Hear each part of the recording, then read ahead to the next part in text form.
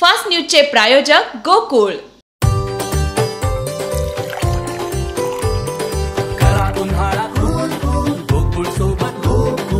गोकुळ सोबत गोकुळ।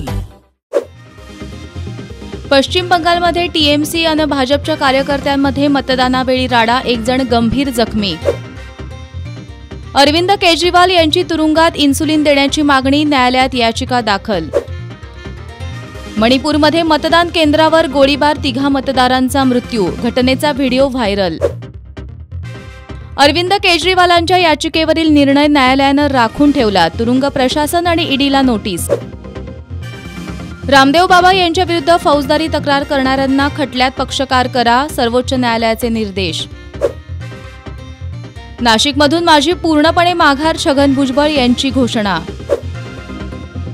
सलमान खान गोळीबार प्रकरण, मुख्य संशयित आरोपीच्या भावाला पोलिसांनी घेतलं ताब्यात।